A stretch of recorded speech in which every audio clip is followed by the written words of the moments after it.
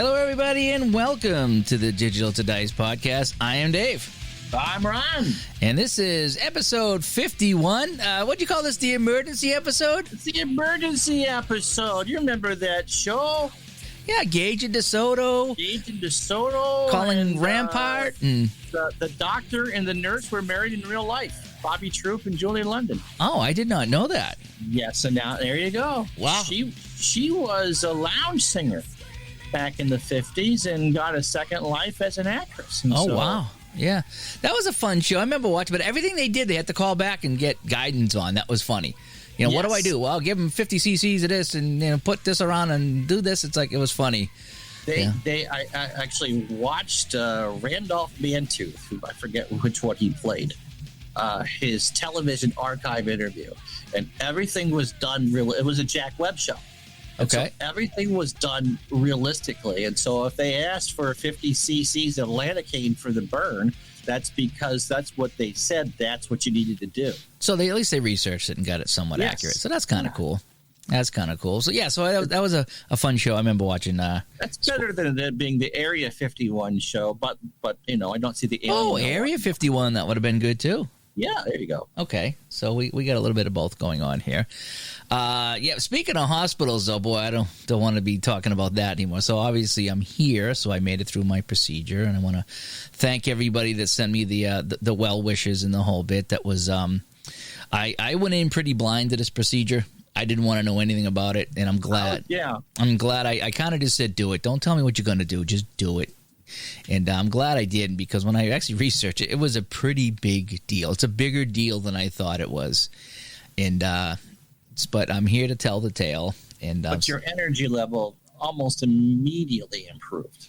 I think so. It's kind of weird. I was surprised because I didn't think you were that bad, or even if you were bad at all, but you immediately more energy. Your color was better. Well, they were saying that because the heartbeat was beating wrong, that it was, using up energy and not body wasn't functioning properly. So now that supposedly it is pumping and beating normally, that it should be, back to normal. It's like getting rid of the tick in the car engine. Once you get rid of the tick, it's functioning, so you should have more power. So we'll see. I'm still sore in some of the incision areas, which is that's the big thing right now. It's like, oh man, I do a little bit of stuff and it bothers me, so I gotta. Yeah, but that's to be expected. It's a procedure. Yeah, it was a surgery. They called it a surgery. This ain't a surgery. It's like, oh, it's a surgery, all right. But anyway, so I'm back for episode 51. So I'm glad I could be here with everybody today. Oh, let me first, ways to get a hold of us. Digitaltodice.com is the website. I always forget to talk about the digitaltodice.com. Over on Spreaker is where we host all of our podcasts. 978-751-DICE is the Dice line. 978-751-3423 is how you can get a hold of us with a text. And on Facebook, facebook.com/groups/digitaltodice, the ever-growing group of people. And we talk about games, we talk about the show here, and anything like that. We talk about pineapple pizza. I mean, we talk about all kinds of things. You've offended our future guest, Roberto Savini, by talking about pineapple pizza. You've offended an entire country. I can talk about it. It's all I said. It's not the official pizza of Digital to Dice. I'm not saying that. That's right. It's definitely not the official. However, if I get my pink slip, I'll realize I've lost that battle. What was I going to say? No, I forgot. Never. Oh, so I got a pizza the other night. Hang on a sec. So, Monty, I got a pizza the other night. And I'm picking out my toppings, and I say, thank goodness there's no pineapple on this menu. Until I looked up and saw it. Oh, of course it's there. Some people, the cool people really like the pineapple on pizza. That's all I'm going to say. Turning their attention back to games, today we're going to be talking a lot about the new release of Action PC Hockey from Dave Koch Sports, right? We got it right, Dave Koch Sports. Yep. They released it. It was a week late. And well, it's still a couple months early, but it's a week late. Yeah. I think they wanted to get it out, as you said, while the playoffs are going on. So Ron did an unboxing video the other night, and we had a long talk after about some things that were going on with that, and then I did a quick video this morning about drafting some teams. But we're going to talk about some of the things that we found in this game, so what we like, what we don't like, and things like that. So we're going to be talking a lot of action PC hockey today. But before that, I guess, let me play the music and see what we're playing.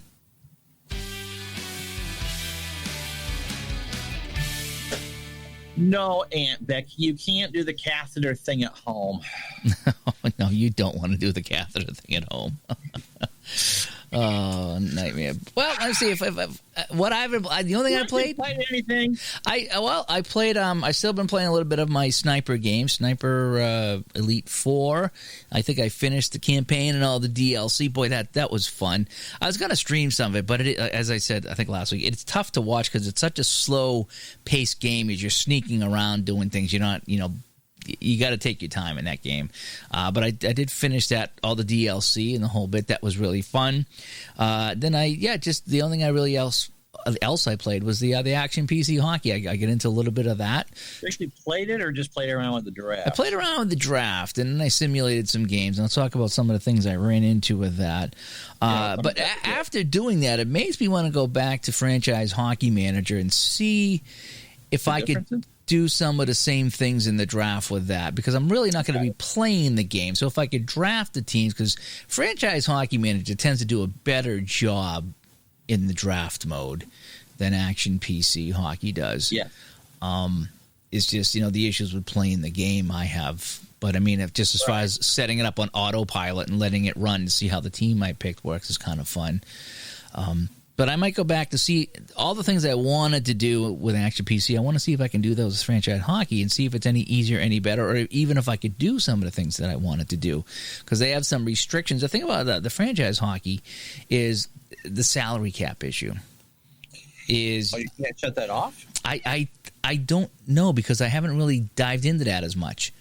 Okay. Because what I wanted to do is to whittle the league down to 6 teams. And I kind of did that last night, whereas I took the 2019 season and whittled it down to 6 teams. So if you can imagine, if you took today's NHL and cut it back to 6 teams, who would be on those teams? It's pretty amazing the rosters that you would get. And you could do that with any season. It's just, right. You take the top 6 teams worth of players. If you had 20 or 30 teams, and you imagine that you're not going to get any third or fourth line guys in your squad. It's going to be all the pretty much all stars. So that's what I wanted to do is set that up and have some fun with that, almost like a fantasy of the best of the best. But I wanted to limit it to one season. I didn't want to take franchise best. I just said, okay, we'll take whatever season it is, and we'll take the best, and we'll put together 6 teams and do that. And I had problems doing that with Franchise Hockey the last time I tried. Now, it's been a while since I tried that, so I think I might go back again. And I know it's different than the baseball game, because some people would tell me, oh, do this, do that. Well, that works with baseball. The 2 games are very different. Yeah, baseball does a lot more. It's a lot more flexible. The hockey, not so much. In either game.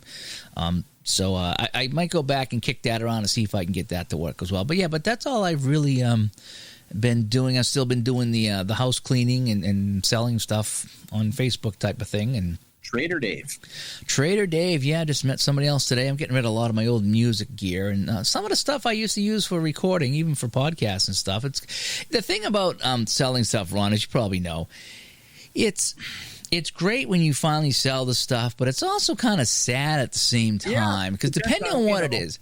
Yeah, because you bought something and you used it and you got enjoyment out of it. It was part of your life for a little while, no matter what it is, and now you're getting rid of it. And you're getting rid of it for a fraction of what you paid for it, unless it's something that gains value, which can happen, I guess. But I'm selling all my old musical stuff, and I'm happy to be able to sell it and have somebody else use it. But at the same time, it's like, man, do I really want to get rid of this? Because I enjoyed using this, but I'm just not using it anymore. So I hear you. It's fun when you sell stuff. Oh, good, I finally sold. But then you're like, man, I'm going to miss it. And so if you didn't use it, then you're not going to miss it. Well, that's the thing, too, is I really haven't used some of these things in many, many years. And it's just like, will I really ever use this again? So that's where I am there. So what have you been up to and been playing? Let's see. As far as non-sports gaming, it's kind of a sport. I think I said last week that one of my watchers on Retro Sports Network, gifted me the game on Steam Quadriga, which is a Roman chariot management game. Oh, yeah, the chariot race. And so at some point I'll stream that, but I keep setting up a new campaign, trying to go to the base tracks. Basically, you set up 3 drivers, and it's a chariot race. So it's 4 horses in a chariot, and I can't survive more than 3 races. I get killed. Which is great. You know, I mean, you don't want the game to be too. I mean, the last time I played, I'm sitting there laughing because I literally got whipped to death by another driver.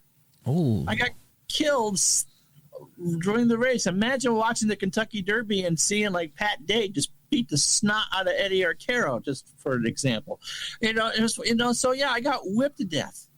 or my chariot will break and the horses will drag me around and I can't stop them to do that. And so I really love the idea. The whole idea is you start small, work up to the bigger track, save some money, buy things, and then at the end game is you are a jockey or a driver at Circus Maximus. Is it permadeath, or if you die, if you have enough money, okay, you can in the static campaign. If you have enough money, you can buy your life back. Okay. But when you're dying on the second race you're ever running in that, you're not going to have the money to do it. It's great. You'd be frustrated. But I've had a good time with it. And so it really is deep. It really is a beer and pretzel game. I've loved it. What's it called again?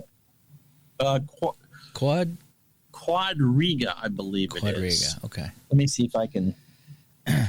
Chariot. That sounds like. The race. Quadriga is Qvadriga. Okay.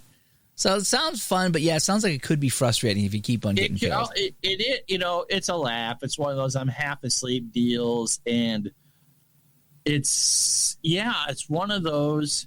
They break the race down into 10-second segments, and you decide if you want to be aggressive. There's just lots of options. It's an older game. It's about 5-6 years old. Okay. And so I watched some videos, and it's fun. I just wish that I would survive long enough to actually go through my team of 3 teams of horses more than once. Yeah, that can be a bit much when you keep dying over and over and over. Sometimes there's random things. I had a race that we raced at dusk, and so there's lots to keep track of. Okay, so as far as the replays are concerned, last night the project I'm doing with our Red Sox fan debuted. We did the Hall of Fame game using Pro Strategy Football, the beta version of 2021, and we did the 92 Cowboys and the 78 Steelers.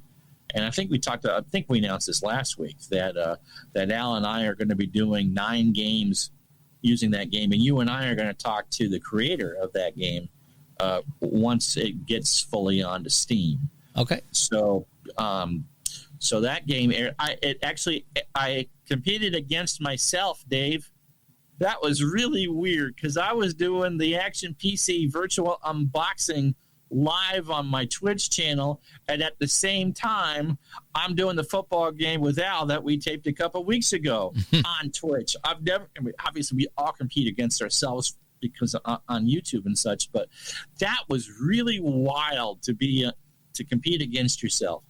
Oh, it's just because the hockey game was delayed. That's the problem, Right, it was supposed to be last week. Right. So baseball had 2 good games the last 2 days. My replay is now into September. We've hit Labor Day weekend for that. So, and golf next week, PGA Championship, which is going on as we speak, and then concentrate on the Olympic replay. So that's what I got going on. A lot of things happening over there. Yeah, I need to fire it back up. I need to get out of this phase of cleaning the house and selling things and sit back down. But I did, like I said, play some Action PC hockey a little bit. So we'll talk about that. All right. So what do you think? Should we get right into it? Let's get into it.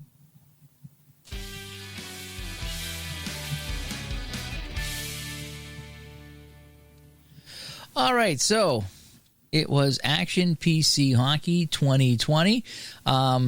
You did the unboxing last night. This morning, I did a little bit of the draft. And in between, we had a long discussion and trial and error of trying to get that draft league feature to work. And we'll get into all that. So why don't we start off with the unboxing? Why don't you take it away? As usual, it's the game, I think, is a little bit early this year, because I think Dave Koch wanted to make sure that you could play the playoffs along with the playoffs this year, because, August hockey is so common nowadays, and such. And so the game was supposed to be released last Friday, and there was a few things that they couldn't work out, and so it was supposed to be out Wednesday night. It was pushed to Thursday night, and unboxed it, and I showed off the scenario editor, which means that you can take any two teams and set up whatever you want. So if you wanted to do what I did last night was the too many men on the ice game between the Bruins and the Canadiens from '79. I don't remember when that penalty was, but the wrong team won. Yeah, because there was no late penalty called.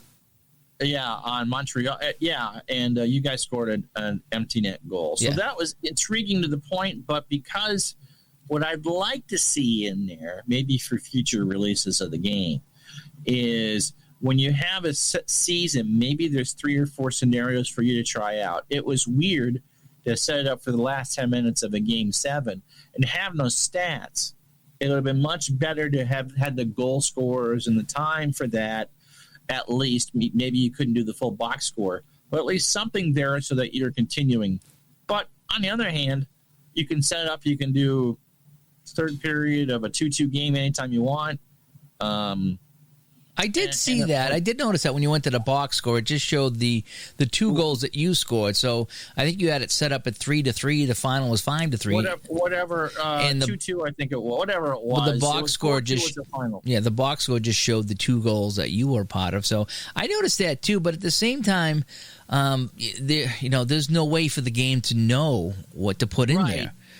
So the only thing I could think of was just if it allowed you the opportunity to pop in the stats. That's true. I hadn't thought of that. So you could print out the box score and say, okay, I'm going to put in, X, Y, and Z. I'm going to put up the first 2 periods and then pick it up from here for stat purposes. But I guess the scenario thing is just to see. Just for some color, so you know, because you're obviously, if you're doing a scenario that you're trying to recreate or change history. A mutual friend of ours, Tony Whitehill, has talked about, maybe not with this, but doing a podcast of his own, that what would happen if Henderson hadn't scored in Game 8 for Canada.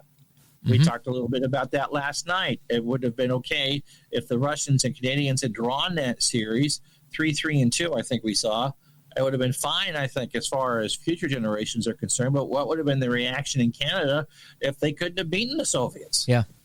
One of those things. And so it's a good concept. It's in the football game, I think, as the scenarios. The golf game has it, and there are certain final rounds that you can replay. And Dave has a leaderboard set up. So you want to beat Tiger Woods and try to hold on to your 3-shot lead. As my cat's now screaming at me. You want to just if they could have put in 5 or 6 of those all set to go, whereas it would have been intriguing, wouldn't it? If they had said, okay, see if you can pick up the last 6 minutes of the game here, leading by 1, or you're trailing by 2, and they would have had you pick. They would have put in all the stats, but I mean, can the Americans hold on to that 1-goal lead in the last 10 minutes in Lake Placid? Yeah, so you can do that with a scenario mode, and I get how, like I say, it's tough to put in to backload the stats in that, but if it just was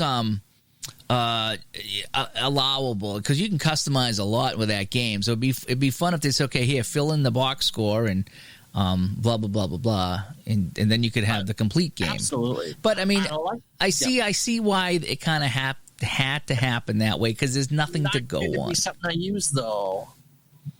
But again, it would be, well, like I say, you did the Too Many Men game last night. I know myself, I might set it up and do Blues Bruins overtime in the 70 Cup Finals just to see what would happen in there. It has, I'm intrigued by it. It is intriguing that there's a lot of games that you want to go back and replay. Well, you could maybe pick it up from a certain point in the game. But again, all it allows you to do is just put the time and the score. Or you could just kind of randomly just make sure if you wanted to do a 7-game series and only play 7 periods plus overtime, you just said every game is tied going into third. Mm-hmm. And do that. It doesn't necessarily have to be a recreation of a real play. You wanted to do Bruins Canadians or Bruins Blues from this past year. So you start every game tied at whatever going into the third. Yep. Instead of zooming it and having a score for you. So it did work pretty well from what I saw. Yes. There was the one glitch you had, but I think you were trying to do something you were trying to put in the 72 Summit series, and it wasn't fully loaded. The game's really weird with some of that stuff like that. And it's new. I mean, I had the infamous runtime error I forgot there, but once we got it up and running, it went fine. But the draft thing, which you and I got to work, and now I have to go through and redo some of the unboxing video because it worked, because we couldn't get it to work on the stream. And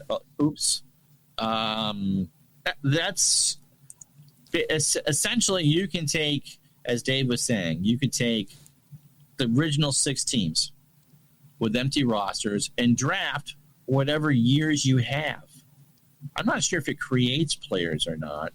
I don't think it does. If you're drafting, you have to pick a season to draft. Right. A pool so of you got to have the players. And essentially what he's setting up for, I think, is probably a hockey encyclopedia like he has with the baseball and the football game. So you take the season. So as Dave was talking about, you just the original 6 franchises, and then you can set it up to draft for, as Dave did, this year's players. Connor McDavid, on the example that we did offline last night, went with the Rangers. And such like that. Ovechkin was with Chicago. The one glitch that I saw with that, well, there's 2. A, you have to release everybody in the free agent pool, which shouldn't be the case. And B, your teams were drafting 5 goalies. Yeah, it did some really weird things. You weren't drafting enough defensemen to play, but you were drafting five starting goalies and not just 5. Yeah, I think he had 5 defensemen and 5 goalies. Right. So the computer didn't do a very good job of drafting. And it never did, because I've tried to do this in the past. And this version is much better than the previous version of trying to draft when you release players. Well, it wasn't very intuitive. No, there's a lot of... So I'm looking at it right now. If you want to create a draft league, you pick a year that you want to play, which is kind of irrelevant because it's just... irrelevant, I should say. That's just whatever era you want to be. And then you folder name. And then for team names, you can have none. You can import teams from an existing league, and that's what I did. So I took like 58, 59, and I had the so when it brings in the teams, it brings in all the colors and everything, which it just saves you from doing all that stuff. Or you can create new teams.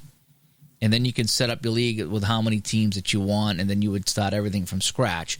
So you bring in either no teams, existing teams, or you create new teams is how the team named things work. And then for players, it's either none. So you can go in with no players and start dragging them in. So maybe you could drag in players from all over the place if you wanted to. So if you have a franchise roster disc, you could do it that way too, as far as the best players in the franchise history. Yeah, or you could import players from an existing league. And so that's what I did. So if you can follow, I set up the 69-70 teams. So we had 12 teams, and I imported from 1972. So I had 16 teams and 72 to pick from, and so that's how I did my draft. How I figured it was really weird, because you would think that it would bring in everybody as a free agent, but it doesn't. You actually have to go in and release everybody. Yeah, that was wonky. Well, it was very confusing, because that's the first thing I wanted to do was try this draft league out, and I couldn't get any players until I released everybody. And then they still weren't showing up until I clicked on database. I think I had to click on the database a couple of times, and finally everybody loaded into that. It was just really weird how they did it. Finally, though, I did get it set up where I found the guys. I set up the draft order. You could do a manual draft order or just a random draft order. You can do a straight draft, or a loop draft, or a serpentine or a snake draft, whatever they call that. So there are a couple of options to do that. You can even adjust the sliders for the computer to pick if you want to have them pick more forwards, defense, or goalies. So there's a couple of sliders you can work with. What I did is I had the 12 teams, and I had everything set for a computer except Boston and California. So I drafted 2 teams, and I let the computer draft the other 10. And how'd that go? It didn't go too bad, actually. It was a little confusing doing it the first time. I streamed that this morning. It seemed to go okay. I started off picking certain things, but the computer did something very different than me, which is fine. The only other thing that happened was when I got done, we had all the teams, okay, and I started to play a couple of games. The Pittsburgh Penguins ended up with Bobby Orr. And Bobby Orr played the first game, but he didn't play games 2 or 3. So why would you not play Bobby Orr? Now, the only thing I can think of is that when I clicked on Orr's name, he played 63 out of the 78 games. So maybe they're skip 15, right? Maybe they're trying to make sure that he doesn't play all the games. But I reset all injuries and everything, so maybe I can give the game the benefit of the doubt that says, because he didn't play all 78 games, we're going to keep him out. But it's just weird that he would sit out 2 of the first 3. Well, depending on the team, those games aren't all games are equal. But, if you're going to miss him, you're going to miss him in October. And you're going to miss him when you've clinched your playoff spot. Yeah. You're not going to miss him. But this will depend. I don't know. But I don't know if that's how that game does it, because there was some people on my team, too, that were sitting out. Like, my best guys. I'm like, why is my best guys sitting out? The other thing I really didn't like about the draft mode is some players were listed 2, 3, and 4 times if they played on different teams. Yeah, if they were playing. So there were. I saw that last night. So still apps with Detroit and still apps. With so I picked this defenseman from the Rangers called Ab McDonald. Okay, and so I picked him, and I looked, and there was 2 more Ab McDonalds in there, and that made no sense. So there were 3 teams that ended up with this guy Ab McDonald. So now I imagine, though, he could only play a little bit with each team. But how do you know if you're going to get him for the first part of the year, the middle part of the year, or the end of the year? You just don't know. They have dates, but you have to click on them to see. Yeah, so it's just, I would rather just put everybody in once. Let's not recreate, this entire season. Let me just pick a guy and have it, because the idea is it's a fantasy draft, so you don't need you don't need a guy to be available in February. You want him on the team because it's a fantasy draft, and I don't know if there's any way of changing that just to release all. I don't know. I see why these games try to introduce more of, I don't want to say a random element, but more of a management element into it. It's not my thing. If I'm playing action or strat or anything like that, it's because I want to replay something. There's lots of good what ifs out there. And I think it kind of goes to the question I would ask you. Back when I started this gaming thing 35, 40 years ago, you buy a game, it didn't get, there certainly wasn't a patch. You'd buy a data disc. So let's say you bought something from the 82, 80, you bought Micro League Hockey, which never existed, okay? So the next year you could buy Micro League Hockey again, which you wouldn't want to do unless it was version 2, or you could just buy the 83, 84 season on a floppy. And so you'd have the data. Now everything needs to be updated annually. Everybody gets all new bells and whistles. And I'm not picking on Dave here or anything. Do you find, as a person that plays replay games, that you would want new features? Obviously, fix the things that are broken from last year, okay, and if patch, that's fine. But do you find that it's worth it? And I'm being very general here. I'm not being specific. To buy new versions of everything every year? I used to have this same discussion with NHL hockey on Xbox and PlayStation as well as Madden. Yeah. And my thing is that I would buy the hockey pretty much every year because I'm a hockey guy. The Madden I would buy every other year because then you would get 2 years of updates instead of one. And a lot of times it was very, very subtle. So you would have, and the same thing with this game here, it's like subtle changes. And some are like, oh, wow, this is really neat. It was nice to see scoring chances displayed on the screen last night or Thursday.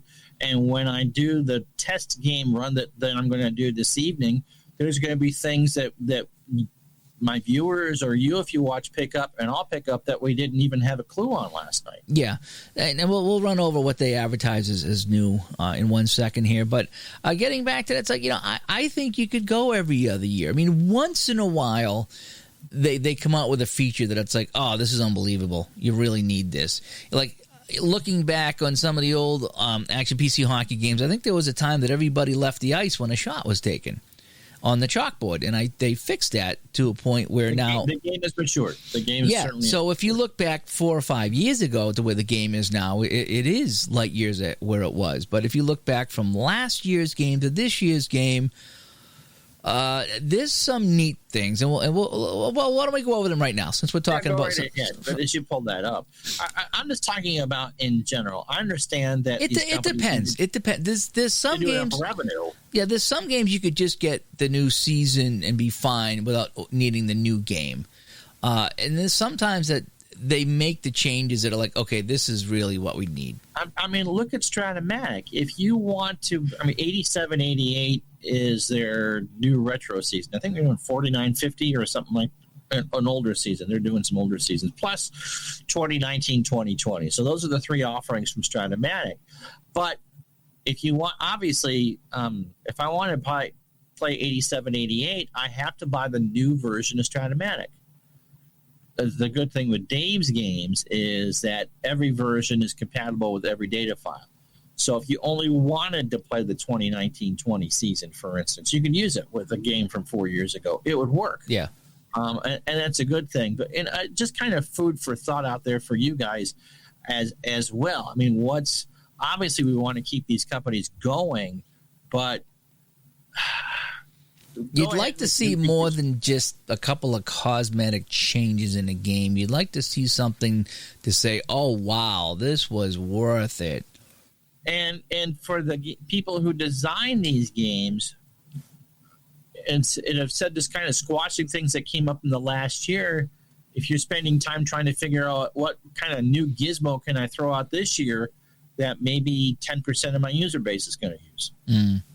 It's just one of those things. I don't know. That's just there's some things in it. So here's what they said right from their webpage there. Updated scheduled game screen includes your logos, team colors, and more. So that becomes more like the baseball and the football game. I like that feature. The scheduling thing, yes, because I'm going to do a hockey replay this fall, and it's just going to make doing the post game just that much easier. You could logos, scores, and all that. Yeah, so I set that up when I did my draft league. I had the 12 teams, so I put in everybody's logo. The colors were already in, but I added the logos and the rinks and the jerseys and the whole bit. And it does make the scheduled page. It looks very nice. I do like that so much. There's also a new scenario game mode, which you talked about. Start an exhibition game with your choice of teams, score, period, and game time. Great for replaying exciting endings from history or testing your late game coaching. So the scenario mode works fine. It doesn't bring in any extra stats. It just picks up the stats from where you have it. And as far as we could tell, there was no way to go and add anything into the box score that we could see. Just you pick, team A, team B, score, time, go. Okay. Expanded and harsher game usage and fatigue penalties. It's nothing I shut off season fatigue, just personally. Cards and dice don't get tired.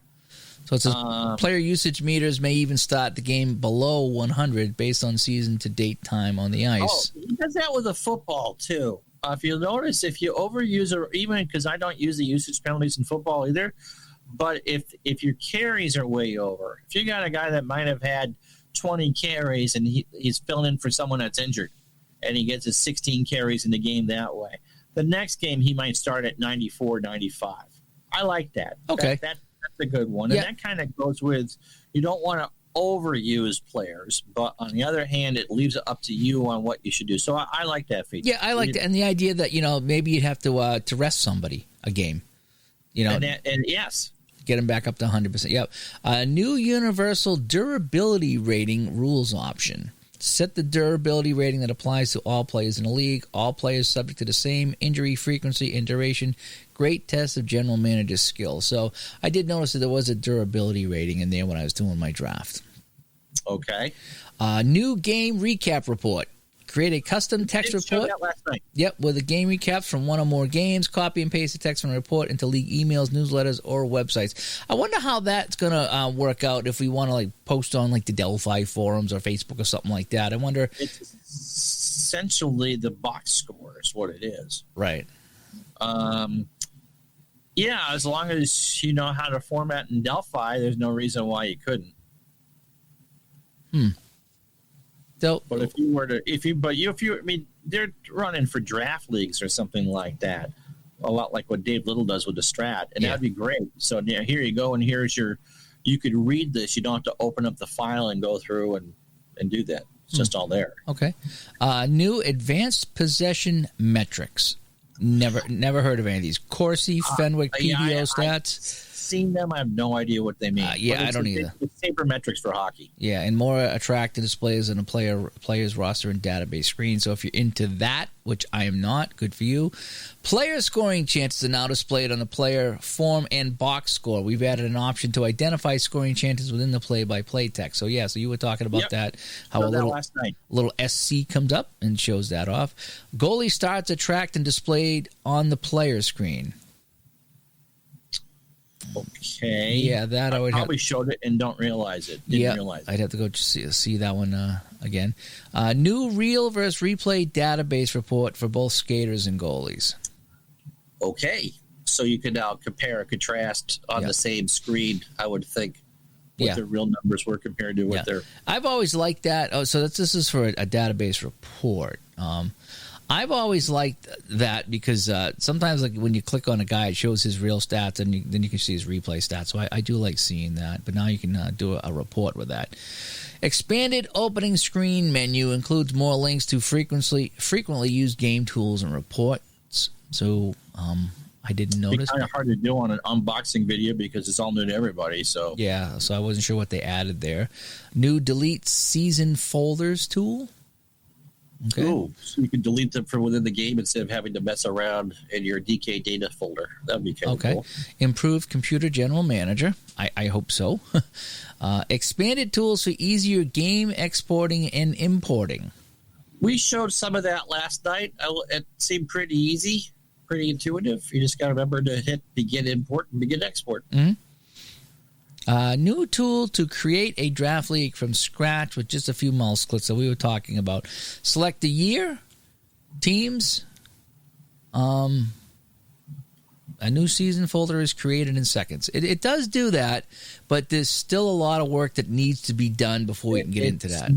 I didn't find it very intuitive. No, it was not easy at all. In fact, I'm going to have to go back and learn how to do that again. Maybe I can do a video on that showing how I get it. It's almost like you need a workaround to get that to work.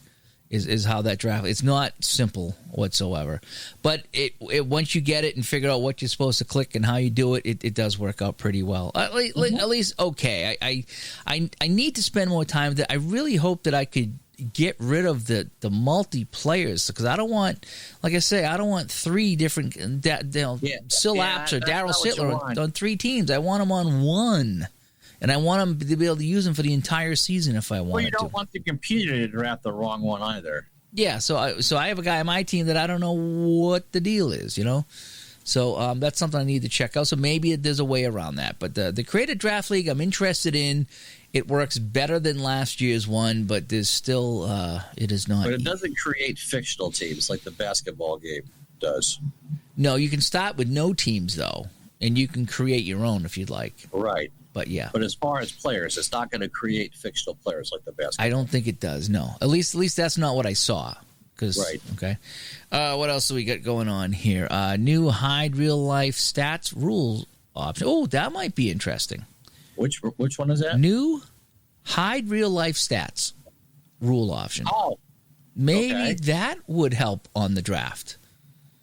He's certainly trying to go for more of a sports management game feel with this edition. So I wonder if we use the hide the real life stats, you would just go with the ratings.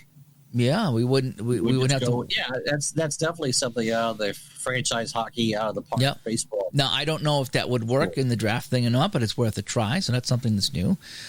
Expanded resume game options allow you to resume games at a variety of different points in the game. Oh, okay. So if you have a game crash, or maybe you just you got to go out to dinner. Game, you can do it at first.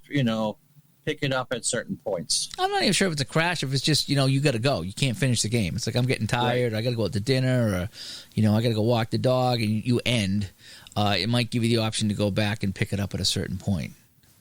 So that'd be neat. And then additional new gameplay features, including the national anthems. Yes, he's done that with all the games this year. Yeah, new rare plays and more. So there's some of the things that was being advertised for the game, and some things I really like. The color and logos on the schedule, definite thumbs up. Yeah. I like the idea of trying to do this draft thing. Maybe if I clicked around with it some more, I would find a way to avoid some of the issues that I had. But I could see you and a Red Sox fan using it a lot. But as I mentioned though, and like you said, it's not intuitive. It doesn't even I went into the manual that comes with it, the PDF, and I read that, and it didn't walk you through setting that up at all. Yeah, and if you're establishing a draft league, you should not have to send players to free agency. Yeah, they should come in, but they're all in on their normal teams, and so I need to play around more with it. I'm really hoping that maybe I do that, get rid of the real life stats thing and send anybody a free agent, and then maybe we would have just one Ab McDonald in the draft and not three, and he would be available for the entire season. So so I guess we'll leave with this. Do you want games to be releasing new features every year, or would you be willing to pay a price for a data file and fixes? For your PC sports sims games? I tend to like the new bells and whistles because it's always a better product. Yes.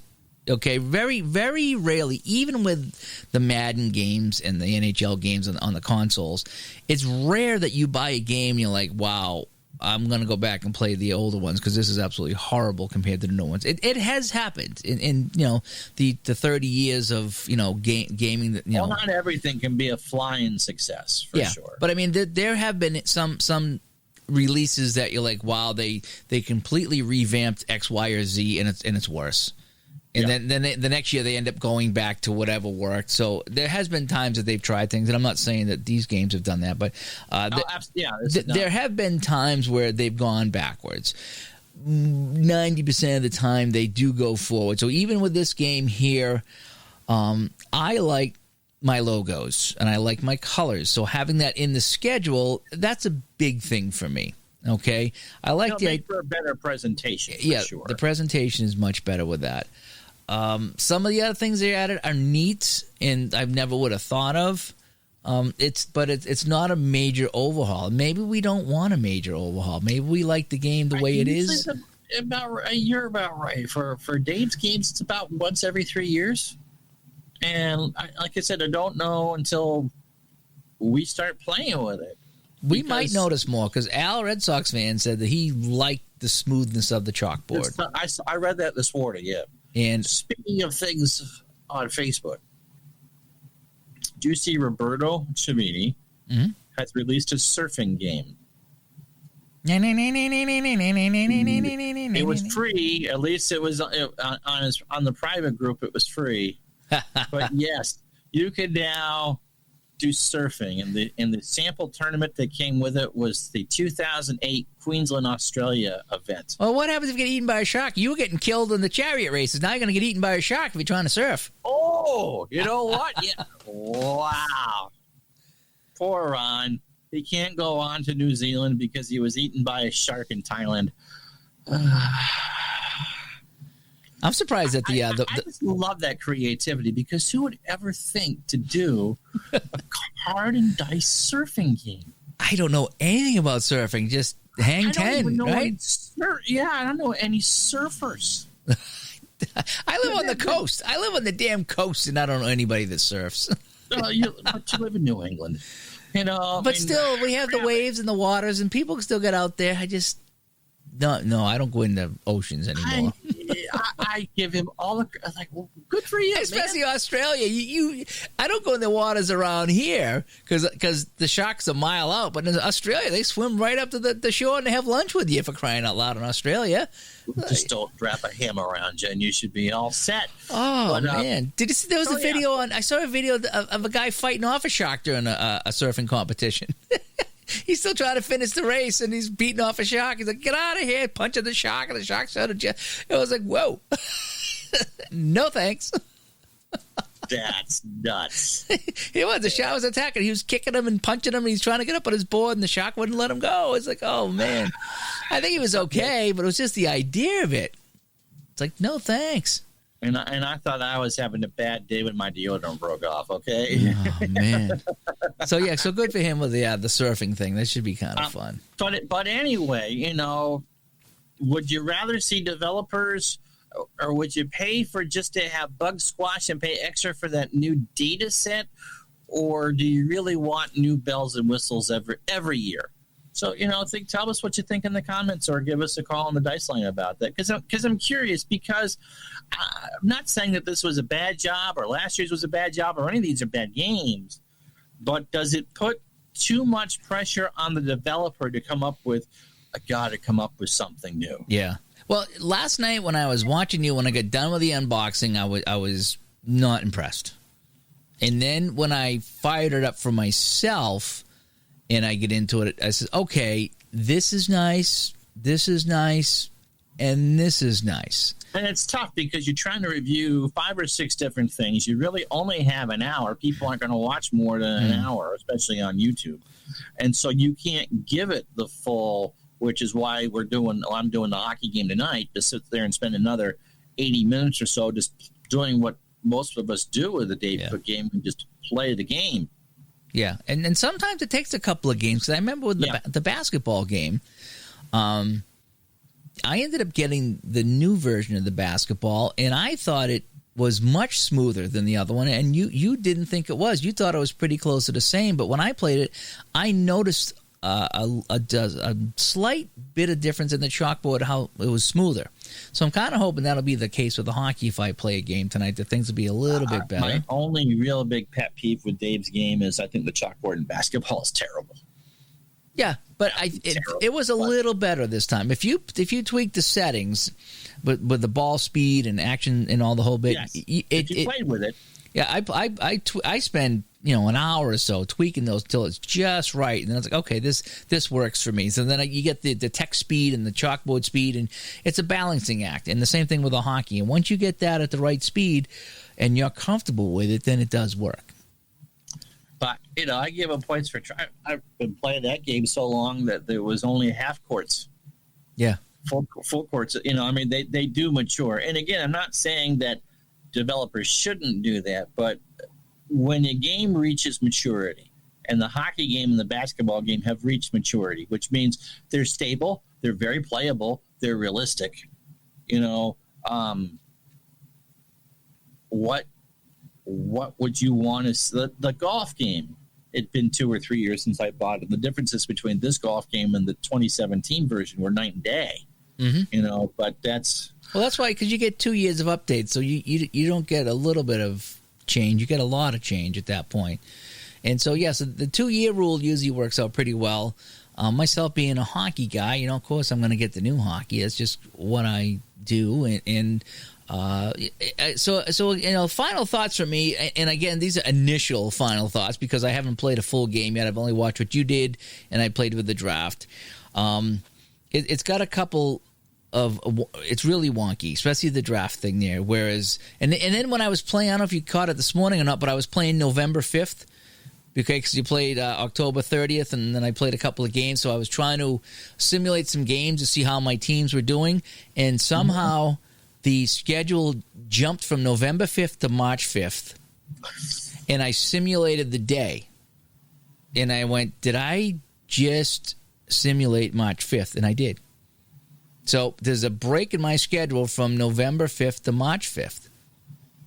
I have a whole slew of games I did not play because now I like the fact that strikes and lockouts are accurately modeled out. Yeah, it jumped from November to March, and I didn't catch it in time, and I hit the play button to play the games.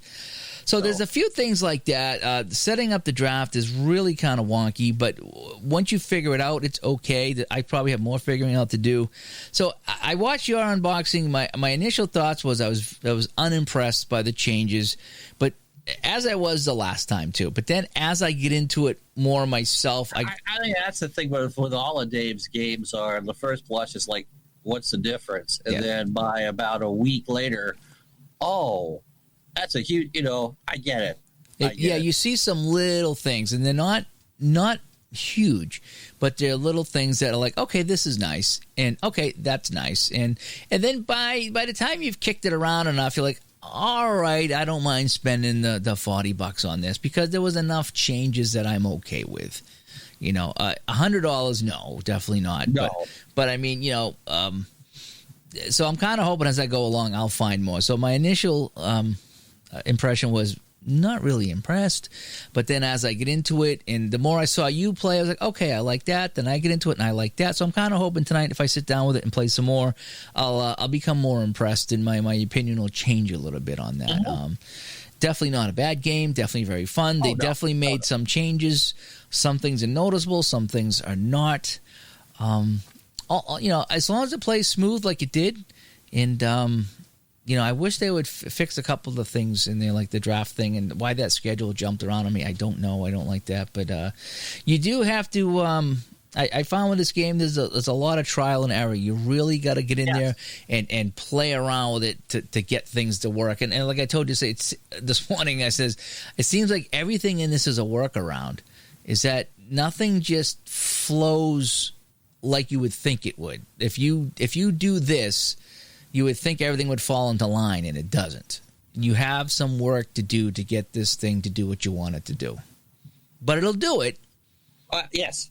But it's just instead of going, okay, I'm going to start this or I'm going to go here. And, in fact, the whole Bobby Orr thing, it's like, what's up with that? Why is he not playing? Is it because they want to have him miss 15 games out of a 78-game season? Fine, but that's kind of odd that he would miss 2 out of the first 3. That's just a little odd to me. So is he? I would love to simulate more of that season to see if they put him back in or not. I mean, because that was their that first overall pick, from the Penguins was Bobby Orr, and you're not going to play him. I mean, 72. I don't think he was hurt, but sometime if he missed 16 games, but so. So we'll get back more into it, and we'll report back as we dive deeper into it. But all in all, we both have some issues with the game, and we both ran into a couple of snags with the game. But you hate to do it because you're showing off the game. You want people to buy it. We're encouraging people to do it, do unboxing things now for all of his sports and most of the strat things too. It's what people look forward to it, and you don't want things to crash on live Twitch.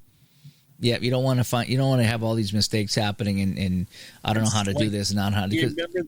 Remember the Bill Gates' first presentation of Windows 98, and he turns on the computer, and he's running along, and then the blue screen of death comes up. Oh, yeah. At the debut of 90, that's not what you want. No. Yeah, but it would be nice if things were a little bit when you go to do something, you want it to be done. You don't want to have to go and click on this and click on that and click on this and click on that. And, oh, here are the players. Things like that were driving me nuts. But again, it's so I find that I gotta really look and think when I work with this game right now. I can't just assume that everything's gonna be what it is. So it does take a little bit of work, at least in the initial going, to get things to work properly, I should say. I mean, if you just want to jump in the season and dive into games, you'll probably be fine. But if you really want to get into some of the nitty-gritty and some of the customizations here, I found that was a little bit more of an adventure, I should say.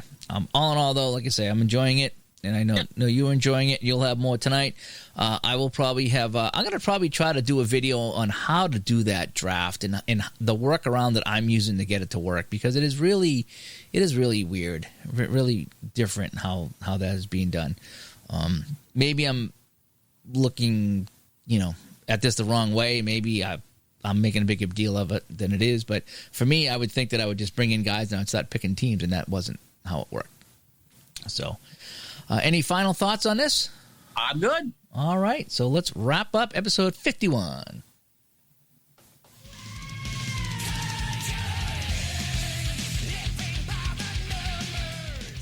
So by the numbers, it's been the emergency episode, Squad 51, Gage and DeSoto. That's right. Rampart 51, please respond to the Sauga Steakhouse for Cat Up a Tree. Cat Up a Tree at the Sauga Steakhouse. Cat Up a Tree. Get that cat. Digitaltodice.com is our website. 978-751-DICE. 978-751-3423 if you'd like to send us a text. And Facebook.com/groups/digitaltodice. Get in on the discussion. So that's that. We hope you enjoyed today's show as we talked a little bit about Action PC Hockey 2020, some of the new things, some of the things we like, some of the things we didn't like, and some of the things we hope they will improve or fix. I'm Dave. I'm Ron. Have a good day, everybody. Bye-bye. Bye-bye.